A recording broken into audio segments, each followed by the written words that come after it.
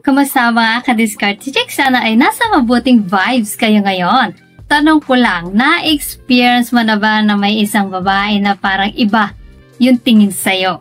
Yung tipong hindi mo lang alam kung totoo ba na may gusto siya o baka naman guni-guni mo lang kasi feeling pogi ka.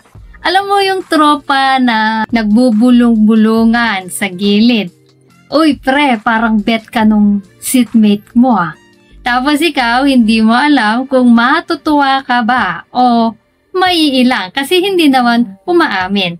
Kaya ngayon pag-uusapan natin ang 7 senyales na masarap ka sa paningin ng babae. Pero bago yan, i-comment mo muna kung taga saan ka para malaman natin hanggang saan na makarating ang mga kwentuhan at chismisa natin dito sa Discarte Chicks. At syempre, huwag mo kalimutang i-like ang video, mag-subscribe at i-hit ang notification bell para updated ka sa mga love tips natin tuwing may bagong upload.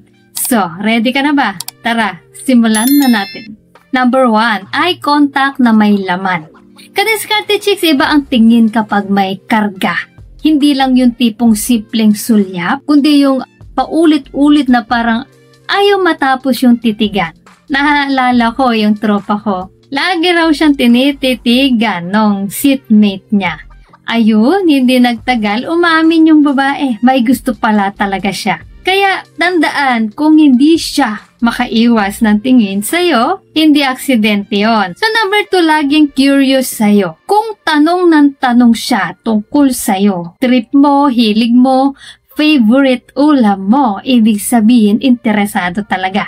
May kilala akong babae, pinapadaan pa sa group chat yung tanong tungkol sa crush niya. Kunwari, hindi halata. Kami naman, mga marites, alam na agad ang lagay kapag ganito. Tol, hindi lang trip ang habol, gusto kanyang kilalanin ng mas malalim. So number 3, komportable kahit anong sitwasyon. Hindi lahat ng babae relax agad sa presensya ng lalaki. Pero kapag sa'yo, chill lang siya, walang arte, walang filter, natural ang kilos, ibig sabihin, ibang usapan na yon. Sabi nga ng mga chismosa sa kanto, kay ganto lang yan, ganyan, kakomportable. Ibig sabihin, special ka sa kanya, ka-Discarte Chicks. Sa number 4, body language, nakapako sa'yo. Simpleng clue pero matindi kapag nasa group kayo. Tapos, mapansin mong lagi nga nakaharap ang katawan niya sa'yo. Kahit iba yung kausap niya. Aba, hindi na kailangan ng confession. Naaalala ko, tropa ko dati. Kahit sino ang kausap nung crush niya, sa kanya pa rin nakatutok ang katawan. Di ayun, rumored confirm. Sandali lang mga ka-Discarte Chicks bago po tayo magpatuloy. Nakapag-subscribe ka na ba? Baka naman, i-hit mo na ang subscribe button. Ngayon na, as in now na, para mas marami pa tayo madiscarding pag-uusapan sa susunod. So number 5, lagi kang pinapatawa. Hindi mo kailangan maging vice ganda kahit corny banat mo. Tawa pa rin siya ng tawa.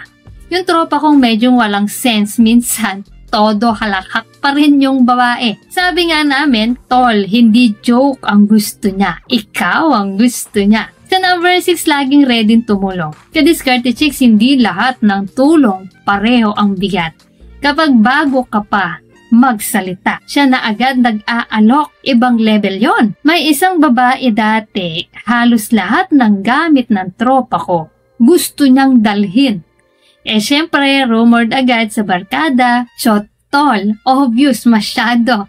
May gusto yan sa'yo. Sa number 7, compliments na diretsahan. Kapag babae, madalas subtle lang yan. Pero kung paulit-ulit ang papuri, gwapo ka, ang galing mo, ang lakas ng dating mo, ibig sabihin, hindi na niya kayang itago.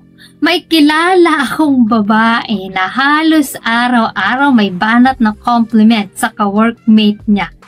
Di syempre, ang sabi ng barkada, aba, may hidden agenda si ate. Pero ang totoo, attracted lang talaga siya.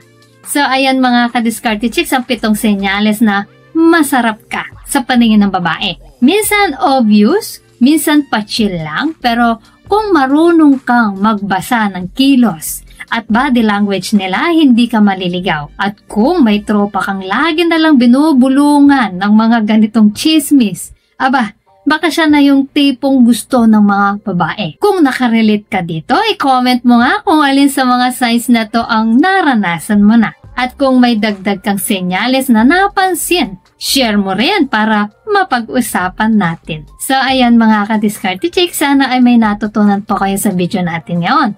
At syempre bago po tayo matapos, shoutout muna sa ating mga masugid na tagapanood na sina Noli Jan Francisco from Palawan, Gerardo Pile ng Ilocos Sur, Pato Finala taga Kapatagan, Lanao del Norte, Susana San Pedro from Saudi Arabia, Efren Buna from Mandaluyong, Godi Beato taga San Mateo, Wade Wilson, our new followers, Ronnie Enyeha ng Nueva Vizcaya, Jordan Pineda Pacheco from Cubao, Quezon City, Alfredo Villanueva taga Cavite, Danilo de Mesa from Singapore, Faustino Cavalles from Cavite, Leonida ng Kuwayan, my channel ng Nueva Ecija, Jimmy Kisay watching from Brunei, Eli Calesial watching from Bicol, Ronald Bodino from Marilao, Bulacan, Saher Halilul watching from Mapuntawi-Tawi. At shoutout nga din po pala sa Usapang Lalaki channel mga ka-Diskarte Chicks.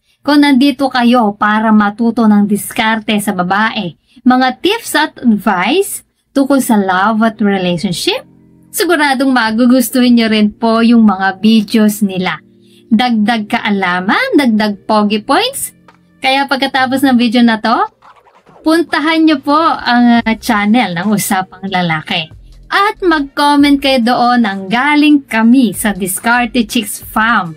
Para makita ko kung sino talaga ang mga solid supporters dito. Solid ba? So guys, maraming salamat po sa suporta at panonood mga ka-Diskarte Chicks. Dahil po sa inyo, patuloy at lalo po akong ginaganahang gumawa ng mga content na makakatulong at makakaaliw sa lahat. Solid kayo mga ka-Diskarte Chicks. At para naman sa mga hindi pa na shoutout, gusto mong ma-shoutout sa next video, i-comment lang ang hashtag ka-Diskarte Chicks at sabihin ko anong topic ang gusto mo pag-usapan natin next. Kung nagustuhan mo ang video na ito ay huwag kalimutang mag-like, mag-subscribe at i-share ito. Comment down below kung alin sa mga tips na to ang na-experience mo na.